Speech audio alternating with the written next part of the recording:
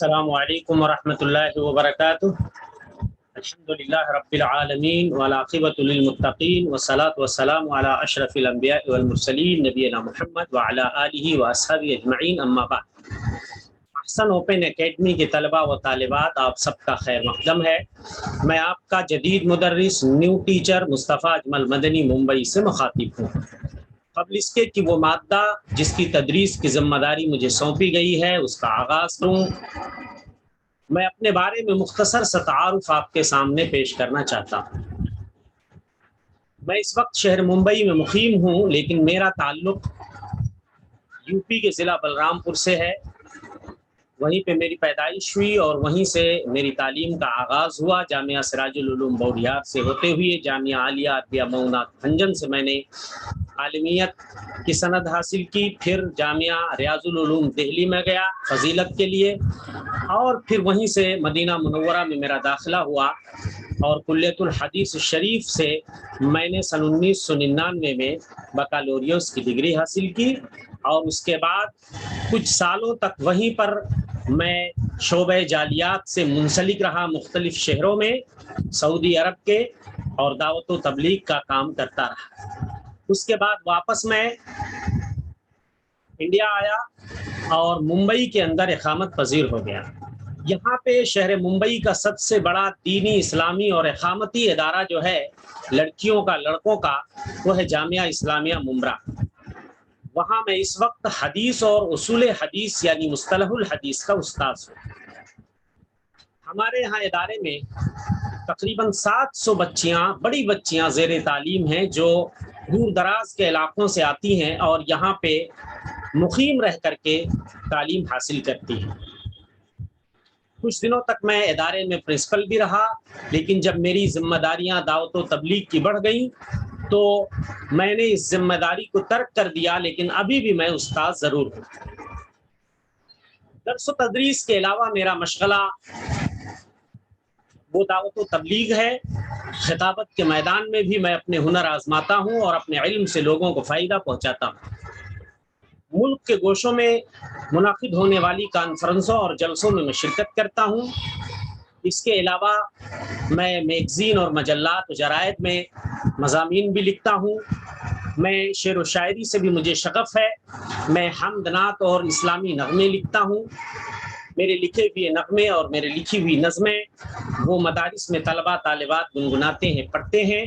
آپ چاہیں تو یوٹیوب پہ مصطفیٰ اجمل مدنی ٹائپ کر کے میرے سینکڑوں بیانات اور میری نظمیں آپ وہاں پہ سن سکتے ہیں۔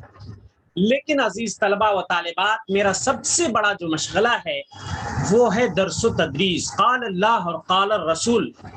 میں 6 گھنٹیاں ادارے کے اندر پڑھاتا ہوں حدیث اور علوم حدیث، اور میرا اختصاص، میرا تخصص بھی چونکہ یہی ہے، اس لیے احسن اوپن اکیڈمی کا ذمہ دار فضیلت الشیخ دکتور مبشر احسن وانی مدنی نے میرے سپرد جس کتاب کی تدریس کی ہے اور جو ذمہ داری میرے کندھوں پہ ڈالی ہے وہ ہے مصطلح الحدیث، علوم الحدیث، جسے اصول حدیث بھی کہا جاتا ہے۔ تو آئیے طلباء و طالبات، میں آپ کو اب سیدھے لے کر کتاب کی طرف چلتا ہوں اور دیکھتے ہیں کہ اس فن، اس مادے کا آغاز کہاں سے ہو رہا ہے۔ آپ اپنے اسکرین پہ دیکھ سکتے ہیں اس وقت یہ کتاب، یہ مادہ جس کی تدریس کی ذمہ داری میں نبھانے کی کوشش کروں گا، یہ مصطلح الحدیث پر ایک مذکرہ ہے، کوئی مستقل ابھی مطبوع کتاب نہیں ہے، جس کو ترتیب دیا ہے فضیلت الشیخ دکتور مبشر احسن وانی مدنی حفظہ اللہ نے، اور شیخ نے پہلے ہی معذرت کر لی ہے اس کے مقدمے میں کہ اس کے اندر کچھ املائی غلطیاں رہ گئی ہیں، انشاءاللہ آگے اس کی اصلاح کر دی جائے گی، اور جیسے جیسے ہم آگے بڑھیں گے میں انشاءاللہ خود بھی اس کی اصلاح کی کوشش کروں گا۔ عزیز طلباء، یہ مادہ ہے مصطلح الحدیث، اصول حدیث یا علوم حدیث بھی اس کو کہا جاتا ہے، اور اس کا جو پہلا سبق ہے، پہلا درس ہے، وہ آپ کے اسکرین پہ آپ دیکھ سکتے ہیں، آداب طالب حدیث، حدیث کے طالب کے آداب، یعنی حدیث کے اسٹوڈنٹ کے آداب۔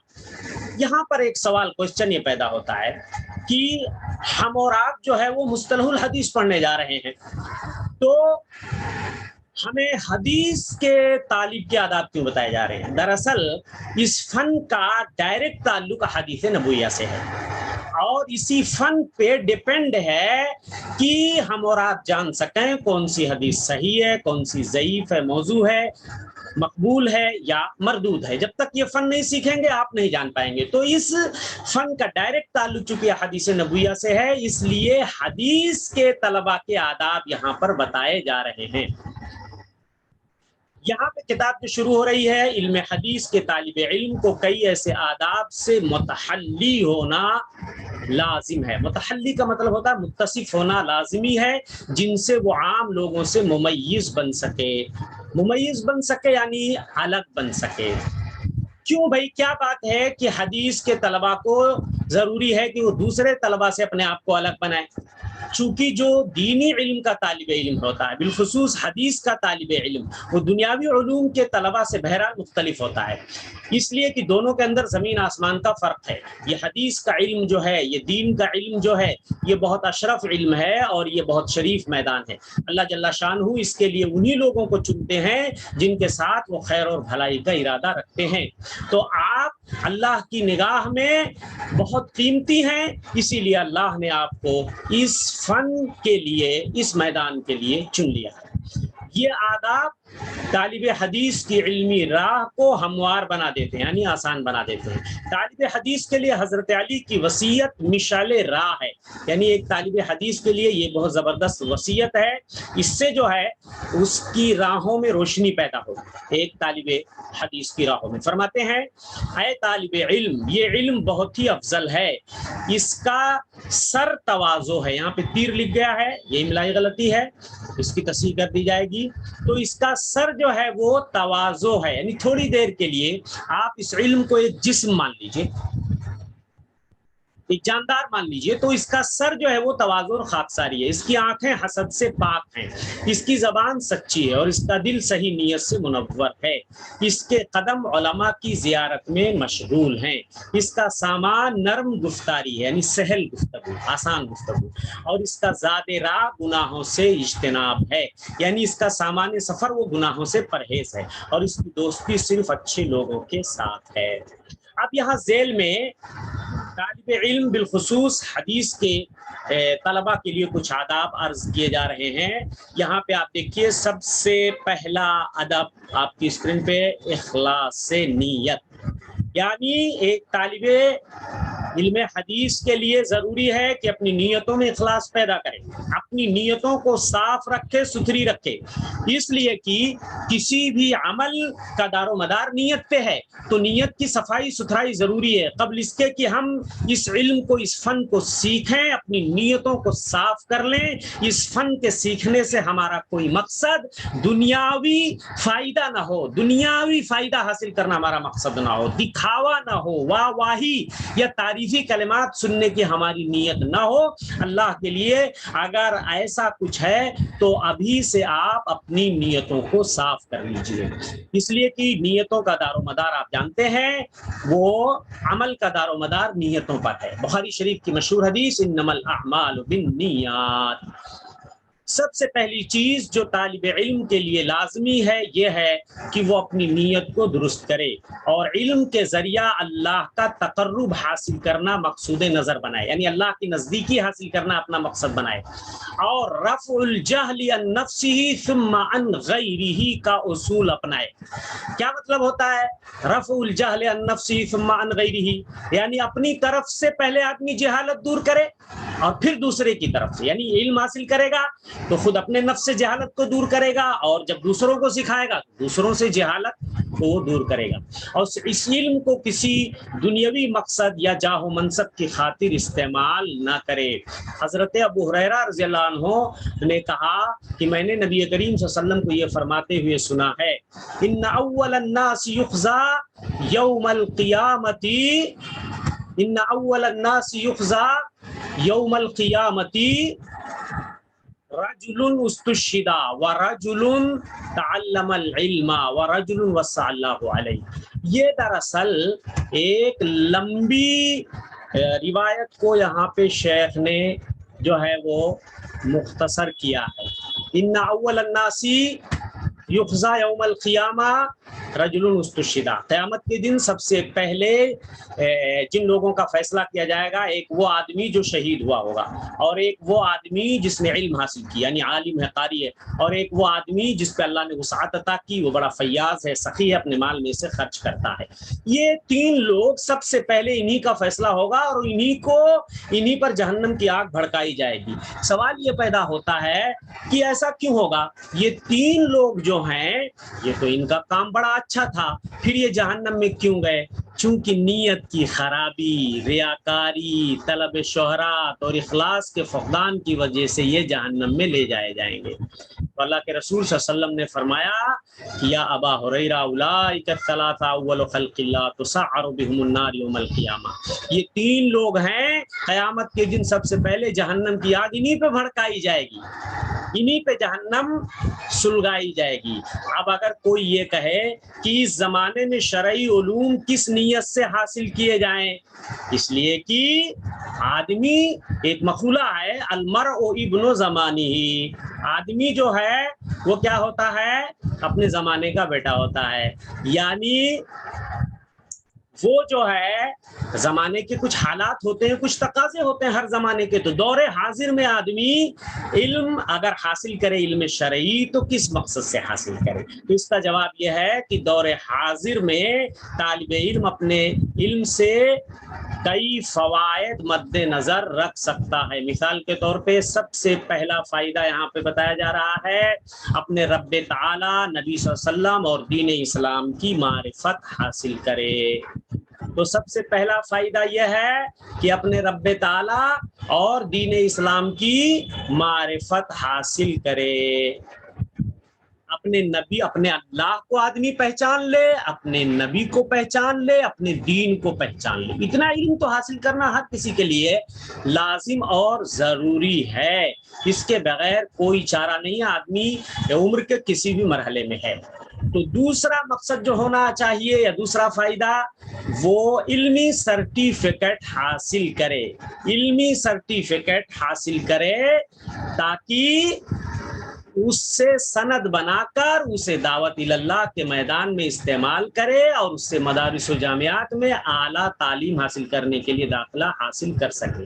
دیکھیے پہلے زمانے میں سرٹیفکیٹ کی کوئی اہمیت نہیں ہوا کرتی تھی، اور اس طرح جو ہے کالجز یونیورسٹیز بھی نہیں ہوا کرتی تھی، اس لیے بڑے بڑے علماء اپنے گھروں میں درس دیتے تھے، بقیہ وہ تجارت کرتے تھے، تو وہاں پہ سرٹیفکیٹ کا کوئی مطلب، آدمی خود اپنا علمی لوہا منوا لیتا تھا زمانے سے۔ آج حالات بدل گئے ہیں، آپ کے پاس اگر سرٹیفکیٹ نہیں ہے، سند نہیں ہے، بے سند ہیں آپ، تو اپنا علمی لوہا آپ نہیں بنوا سکتے۔ تو اگر علمی سرٹیفکیٹ حاصل کرنا مقصد ہے تو یہ اخلاص نیت سے ٹکراتا نہیں ہے، یعنی کہ نہیں کہہ سکتا کوئی آدمی کی آدمی مخلص نہیں ہے۔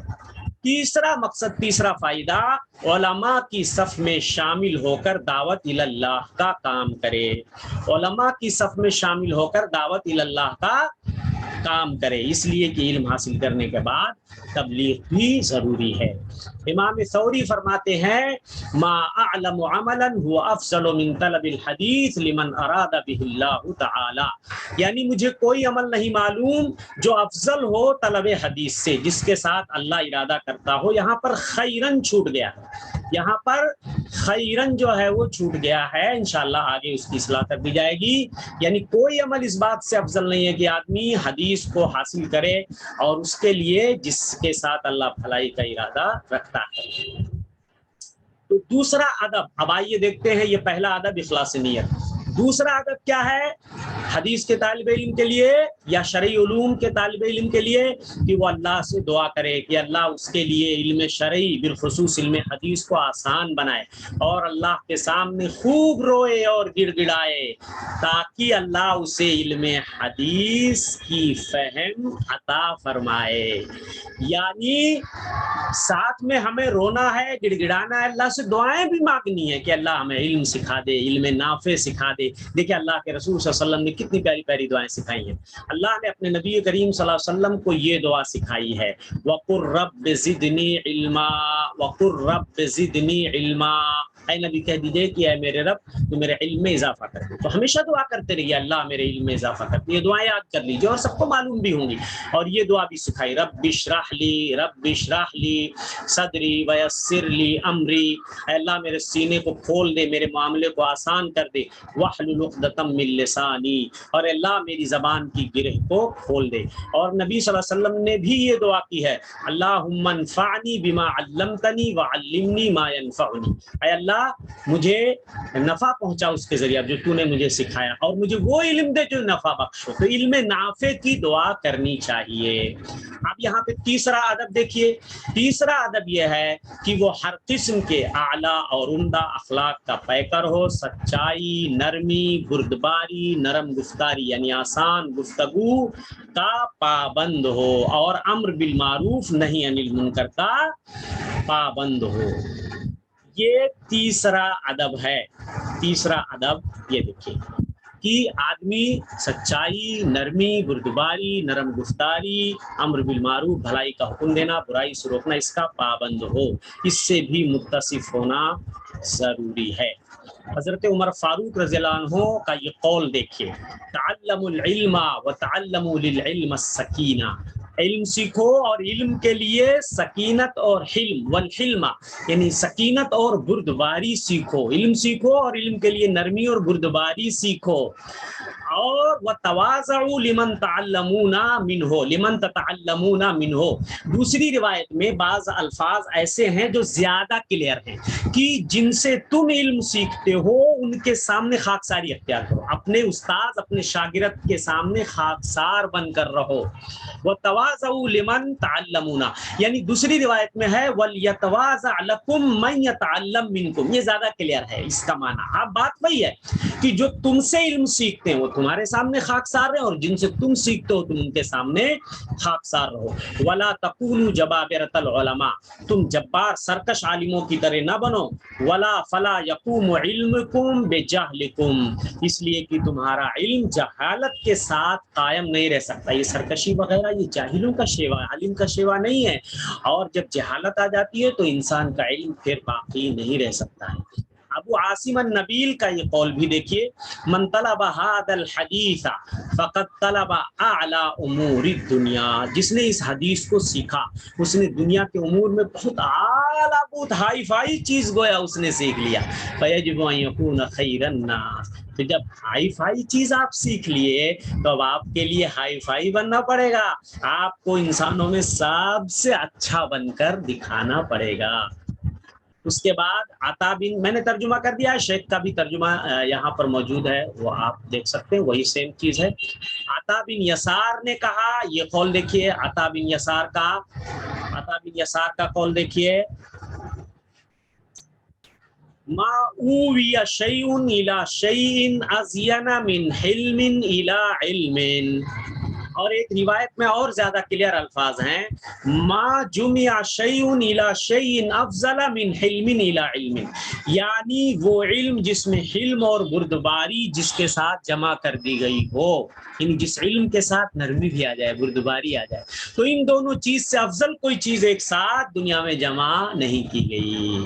حالانکہ اس کے اوپر اس کی سند کو علامہ البانی وغیرہ نے ضعیف کہا ہے. چوتھی چیز جو ہے, چوتھا ادب دیکھیے کہ ایک طالب حدیث اپنے علماء کی عزت کرے, کہ وہ علماء کی عزت کرے, ان کے مقام و مرتبہ کو مد نظر رکھ کر ان کے ساتھ کلام کرے. یہ بہت اہم ہے. علماء کی عزت اور ان کے مقام و مرتبہ کو مد نظر ان کے ساتھ کلام کرنا.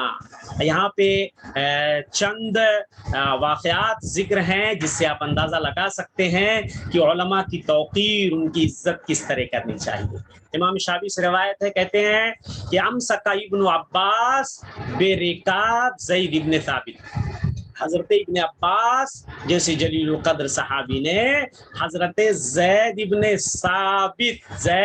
ثابت کے زین کو, رکاب کو تھام لیا, پکڑ لیا. تو انہوں نے کہا تم سے کولی وانت ابن عم رسول اللہ صلی اللہ علیہ وسلم, آپ میری رکاب کو تھام رہے ہیں، اس کے رکاب کو آپ تھام کے چل رہے ہیں، آپ کا اتنا بڑا مقام و مرتبہ ہے۔ تو انہوں نے کہا انا ھکذا نصنع بالعلماء، انا ھکذا نصنع بالعلماء، یہ دیکھیے ہمیں ایسے ہی حکم دیا گیا کہ علماء کے ساتھ ایسے ہی کریں معاملہ، ایسے ہی علماء کی عزت کریں۔ حسن بن علی بن خلال کا یہ قول یہاں پہ دیکھیے، حسن بن علی الخلال کہتے ہیں کننا عند معتمر بن سلیمان، ہم معتمر بن سلیمان کے پاس تھے، یحدثنا وہ ہم سے حدیث بیان کر رہے تھے، اذ اقبل ابن المبارک، اتنے میں ابن المبارک آ گئے، عبداللہ ابن مبارک جلیل القدر جو ہے وہ محدث ہیں اور حدیث کے راویوں میں سے ہیں۔ فقطع معتمر حدیثہ، معتمر بن سلیمان نے اپنی گفتگو یا حدیث پڑھانا بند کر دیا، تو ان سے کہا گیا حدثنا، آپ پڑھاتے رہیے، حدیث بیان کرتے رہیے۔ تو انہوں نے کہا انا لا نتکلم عند کبرائنا، ہم اپنے بڑوں کے پاس زبان نہیں کھولتے، اپنے بڑوں کے پاس زبان نہیں کھولتے، لب نہیں کھولتے۔ اس کے بعد یہاں پہ ایک اور قول دیکھیے، بن سعید قطان نے کہا میں نے امام شعبہ کو یہ کہتے ہوئے سنا، کل من سمعت منہ حدیثا فانا له عبد، یعنی جس سے بھی میں نے کوئی حدیث سن لی، جس سے بھی میں نے کوئی حدیث سن لی، یہ یحییٰ بن سعید قطان کہتے ہیں کہ میں نے شعبہ کو یہ کہتے ہوئے سنا کہ جس سے بھی میں نے کوئی حدیث سن لی میں اس کا غلام ہو گیا، میں اس کا کیا ہو گیا؟ غلام ہو گیا گویا کی۔ اس کے بعد پانچواں ادب دیکھیے کہ وہ علم حاصل کرنے میں محنت سے کام لے اور اپنے علاقے کے علماء حق سے علم حاصل کرنے کے بعد اپنے شہر سے باہر علم حاصل کرنے کے لیے رحلت کرے، سفر کرے۔ بغیر سفر کے یہ علم حاصل نہیں ہوگا، دوسرے ملکوں میں دوسرے شہروں میں جانا پڑے گا، سفر کی مشقت برداشت کرنی پڑے گی۔ اس راہ میں ہر مشکل آسان سمجھے، چونکہ یحییٰ بن ابی کثیر نے کہا کہ میں نے اپنے والد کو یہ کہتے ہوئے سنا ہے، یہ دیکھیے یہ قول یہاں پہ لا یستطاع العلم براحت الجسم، کہ علم جو ہے وہ جسم کی راحت کے ساتھ یعنی آرام کے ساتھ علم حاصل، یہ علم جو ہے آدمی تن آسانی کے ساتھ یعنی اپنے جسم کو آرام دے کر حاصل نہیں کر سکتا، براحت الجسم، یہ بہت زبردست قول ہے۔ اس کے علاوہ آپ دیکھیے عقبہ بن حارث نامی صحابی صرف ایک مسئلہ دریافت کرنے کے لیے مکہ سے مدینہ رسول اللہ کے پاس گئے، تو انہوں نے آپ سے فرمایا کیف وقد قیل، اصل میں یہ ایک لمبی روایت ہے، یہ ایک لمبی روایت ہے، یہ ایک لمبی روایت کا ایک مختصر سا یہاں پہ ٹکڑا کیف وقد قیل۔ عقبہ بن حارث نامی صحابی صرف ایک مسئلہ دریافت کرنے کے لیے مکہ سے مدینہ چل گیا، تو کون سا مسئلہ تھا؟ انہوں نے ایک عورت سے شادی کی تھی، تو ایک عورت نے یہ دعویٰ کر دیا کہ جو ہے میں نے اور تم کو بھی اور جس عورت سے تم نے دودھ پلایا دونوں کو میں نے دودھ پلایا، تم نے جس عورت سے شادی کی میں نے دونوں کو دودھ پلایا، تو تم دونوں کا رشتہ حرام ہو گیا۔ تو یہ فوراً اپنی سواری منگاتے ہیں اور مدینے کی طرف کوچ کر جاتے ہیں مسئلہ دریافت کرنے کے لیے، یہ دراصل سفر ہے۔ تو اللہ کے رسول نے فرمایا کیف وقد قیل، اب کیا ہوگا جب دعویٰ کر دیا گیا ہے تو تمہیں جدائی کو اختیار کرنی پڑے گی۔ اب یہاں پہ دیکھیے جابر بن عبداللہ ایک حدیث سننے کے لیے مدینہ سے 1 ماہ کا سفر کر کے عبداللہ بن انیس انصاری کے پاس کہاں چلے جاتے ہیں؟ ملک شام۔ اللہ اکبر، حضرت عبداللہ انصاری کے پاس ملک شام، آپ سوچیں مدینہ سے شام کی دوری کتنی ہے، اور وہ وہاں جاتے ہیں علم حاصل کرنے کے لیے۔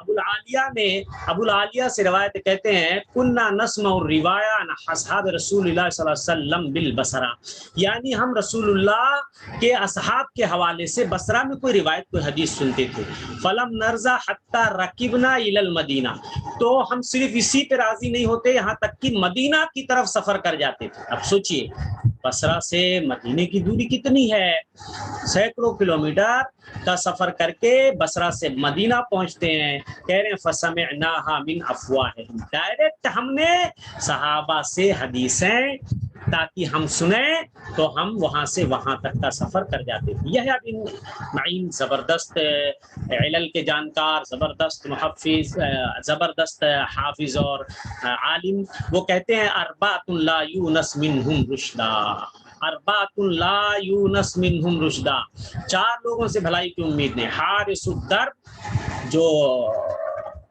یہ ہوتا ہے نگہبان ہوتا، دربان ہوتا راستے کا، منادی القاضی، قاضی کا جو منادی ہوتا ہے، جو ندا دیتا ہے، لوگوں کو بلاتا ہے، ابن المحدث، محدث کا بیٹا۔ لیکن ہمیں یہ ٹکڑا اس سے ہمیں غرض ہے زیادہ، ورجل یکتب فی بلدہ ولا یرحل فی طلب الحدیث، ولا یرحل فی طلب الحدیث، یعنی ایک آدمی اپنے شہر میں حدیث لکھتا ہے لیکن حدیث کے طلب کے لیے وہ سفر نہیں کرتا ہے، تو ایسا آدمی وہ حدیث صحیح معنوں میں حاصل نہیں کر سکتا ہے۔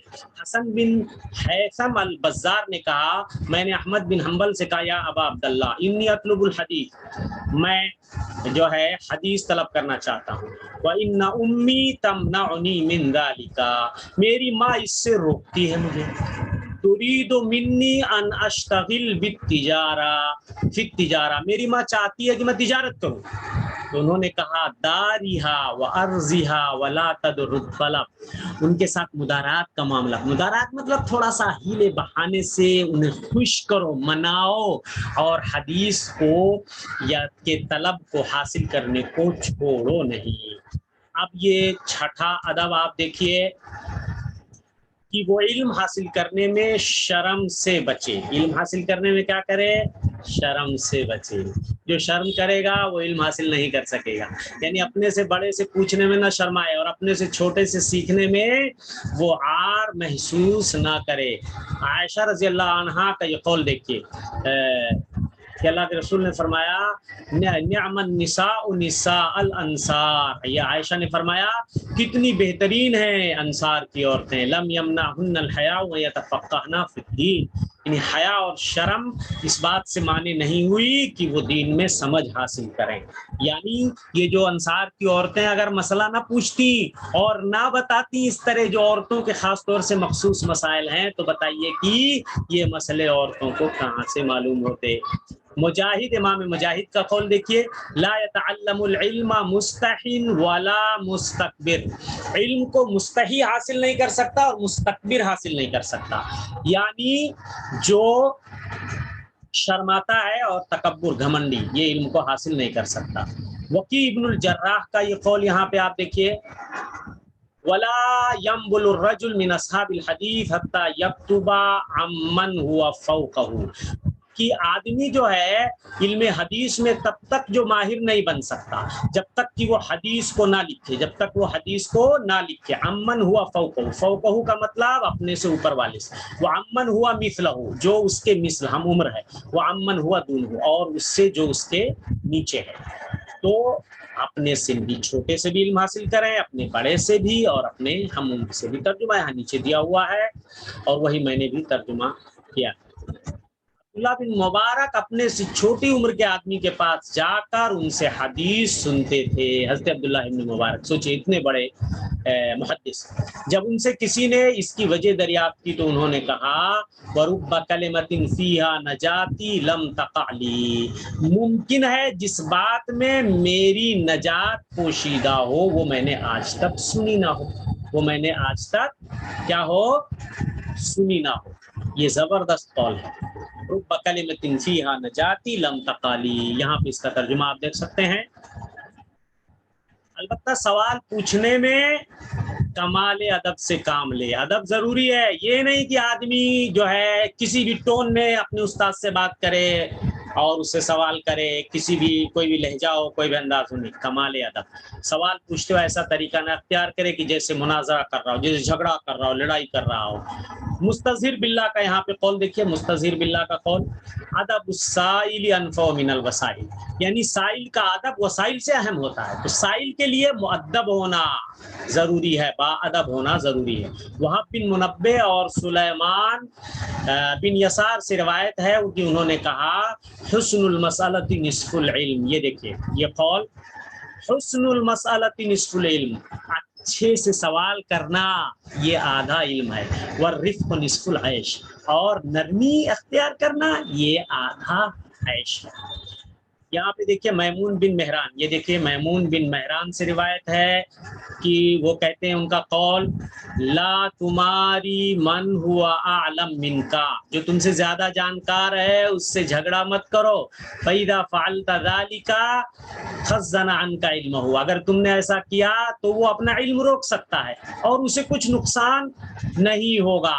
تو ایسا نہیں کرنا چاہیے، اپنے سے اوپر والے سے جھگڑا نہیں کرنا چاہیے، بلکہ ادب کے ساتھ، نرمی کے ساتھ جو کچھ اس سے ہے اس کے برتن میں وہ آپ لینے کی کوشش کریں تاکہ وہ آپ کے برتن میں اسے اونڈیل دے۔ یہ طالب علم کے لیے اور بالخصوص حدیث کے طالب علم کے لیے ضروری ہے۔ ساتواں ادب دیکھیے کہ وہ علم کو تحریر کرے۔ آپ سوچتے ہوں گے کہ شیخ نے مذکرے کے اندر آداب کو لمبا کر دیا، دراصل علم سے پہلے ادب ہے، اس لیے شیخ نے جان بوجھ کے اسے لمبا کیا ہوگا کہ پہلے طلبہ کو ادب سکھا دیا جائے پھر علم سکھایا جائے کہ وہ علم کو تحریر کریں۔ اب دیکھیے جب ابو شاہ یمنی نے منا میں نبی کریم کا خطبہ سنا تو اسے فوراً لکھانے کی درخواست کی، تو نبی صلی اللہ علیہ وسلم نے ان کی درخواست منظور کرتے ہوئے کیا حکم دیا، اکتبوا لابی شاہ، اکتبوا لابی شاہ، ابو شاہ کے لیے لکھ دو بھائی، جو وہ کہہ رہے ہیں انہیں لکھ دو۔ تو علم لکھ لیا کرو ورنہ بھول جاؤ گے بعد میں۔ آپ ڈائری رکھو، آپ کاپی رکھو، جو کچھ سنو اسے، آج کوئی بحقی زماں نہیں ہو سکتا، امام دارقطنی نہیں ہو سکتا، امام بخاری کے جیسے ہمارا حافظہ نہیں ہے کہ ہم سن کر کے بیٹھ جائیں اور اسے تحریر نہ کریں۔ علم لکھو۔ آٹھواں ادب جو ہے کہ وہ علم کو حاصل کرنے میں صحیح منہج اختیار کرے، علم کو حاصل کرنے میں کیا کرے، صحیح منہج اختیار کرے، صحیح منہج اختیار کرے، صحیح طریقہ اور صحیح طریقہ۔ علم حاصل کرنے کا علمی منہج کیا ہے کہ سب سے پہلے اہم سے شروع کر کے مہم کی طرف رسائی پائے، یعنی جو امپورٹنٹ ہے اس کے بعد جو موسٹ امپورٹنٹ ہے، اہم کا مطلب جو موسٹ امپورٹنٹ ہے، اور اس کے بعد مہم یعنی جو امپورٹنٹ ہے، یعنی جو سب سے ضروری ہے اس کے بعد کیا ضروری ہے، اس کے بعد کیا ضروری ہے، اس طریقے سے۔ اور ہر فن میں مختصرات سے شروع کریں۔ مختصرات کا مطلب سمجھتے ہیں، جو چھوٹی کتاب ہے اس سے شروع کرو، بڑی کتاب پھر اپنے ہضم کر پاؤ گے، اور پھر مطولات کی طرف، مطولات کا مطلب جو بڑی بڑی کتابیں، لمبی لمبی کتابیں ہیں اس کی طرف توجہ دی جائے۔ یہاں پہ دیکھیے چند مختصر اور مطول کتابیں آپ کے اسکرین پہ، مصطلح الحدیث میں چونکہ ہم یہ فن جو پڑھنے جا رہے ہیں اس کے اندر مختصر اور مطول کتابیں یہاں پر آپ اسے جلدی جلدی دیکھ لیجئے، کوئی بڑا مسئلہ نہیں ہے۔ مختصر کتاب مصطلح الحدیث میں دیکھیے پہلی کتاب نزہۃ النظر شرح نخبۃ الفکر لابن حجر العسقلانی، مطول کتاب تدریب الراوی للسیوطی، اور اس طریقے سے علم رجال میں مختصر کتاب تقریب التہذیب ابن حجر العسقلانی، مطول ہے لمبی کتاب تہذیب التہذیب ابن حجر کی، متون میں مختصر 40 نووی ہے، اور مطول جو ہے جامع ترمذی ہے جو امام ترمذی کی ہے۔ اسی طریقے سے شروحات میں آپ دیکھیں گے، شروح میں مختصر سبل السلام صنعانی کی، اور اسی طرح مطول میں فتح الباری ابن حجر عسقلانی کی۔ نواں ادب دیکھیے یہ وہ کہ جو چیز اسے معلوم نہ ہو اس کے بارے میں صاف کہہ دے، لا اعلم لا ادری، لا اعلم لا ادری، نہیں معلوم میں نہیں جانتا، فتویٰ نہ دے، اگر علم نہیں ہے تو وہ فتویٰ نہ دے، اپنے سے بڑوں کی طرف احالہ کر دے، ان کو ریفر کر دے یا کہہ دے کہ مجھے نہیں معلوم، اس لیے کہ لا ادری کے بارے میں، لا علموں کے بارے میں کہا گیا ہے نصف العلم ہے، آدھا علم ہے۔ 10ویں چیز کہ وہ احادیث پر عمل کرے۔ دیکھیے علم حاصل کرنے کے بعد عمل ضروری ہے، تو علم حاصل کرنے کے اہم مقاصد میں سے ایک مقصد یہ بھی ہے کہ اس علم پر عمل کیا جائے، یہ بہت ضروری چیز ہے، یہ جو 10واں مقصد ہے کہ اس پہ عمل کیا جائے۔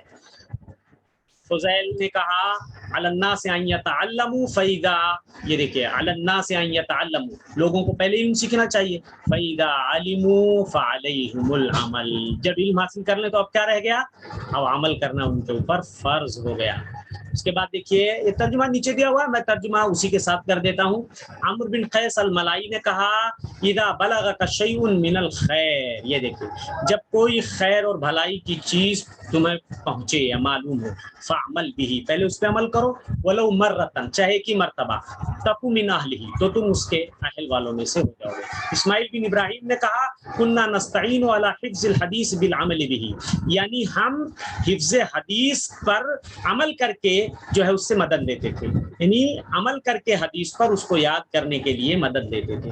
وکی بن جراح نے کہا اذا اردت ان تحفظ الحدیث فعمل به، اگر آپ حدیث کو حفظ کرنا چاہتے ہیں تو کیا کریں، اس پر عمل کریں۔ احمد بن حنبل کہتے ہیں ما کتبت حدیثا عن النبی صلی اللہ علیہ وسلم، میں نے کوئی حدیث نبی سے نہیں لکھی الا وقد عملت به، میں نے اس پہ پہلے عمل کیا، حتی مر بالحدیث، میرے سامنے یہ حدیث گزری، ان النبی صلی اللہ علیہ وسلم احتجم واعطى ابا طیبہ دینارا، اللہ کے رسول نے حجامہ یعنی پوچھنا لگوایا اور ابو طیبہ کو 1 دینار دیا، تو کہتے ہیں میں نے بھی حجام کو 1 دینار دیا، فاعطیت الحجام دینارا حتی احتجمت، یہاں تک کہ میں نے پوچھنا لگوا کر، کیوں، یہ دیکھیں ترجمہ نیچے میں اس کو چھوڑ رہا ہوں، میں نے ترجمہ کر دیا تاکہ حدیث پر عمل ہو جائے۔ خطیب بغدادی نے کہا علم درخت اور عمل پھل ہے، وہ شخص عالم کہلانے کا مستحق نہیں ہے جو اپنے علم پر عمل نہ کرتا ہو، عمل سے تب تک مطمئن نہ ہونا جب تک کہ اس کے بارے میں علم نہ ہو، یہ دیکھیں، اور علم سے بھی تب تک مطمئن نہ ہونا جب تک کہ اس پر عمل نہ ہو، البتہ دونوں کو جمع کرو کیونکہ نہ تمہیں ان دونوں میں سے تھوڑا ہی حصہ کیوں نہ ملے، اور کوئی چیز اس عالم سے زیادہ حقیر نہیں جس کا علم لوگوں نے صرف اس لیے چھوڑا کہ وہ علم پر عمل پیرا نہیں۔ اللہ اکبر، جو عالم علم پہ عمل پیرا نہیں اس سے زیادہ کوئی حقیر نہیں، اور اس جاہل سے بھی زیادہ کوئی حقیر چیز نہیں جس کی عبادت دیکھ کر لوگ اس کی پیروی کرنے لگیں۔ تو عزیز طلبہ و طالبات، یہیں پہ آج ہمارا یہ پہلا لیکچر ختم ہوتا ہے، انشاءاللہ ہم جو ہے وہ دوسرا لیکچر لے کر آپ کی خدمت میں، دوسرا محاضرہ لے کر حاضر ہوں گے، تب تک اللہ حافظ۔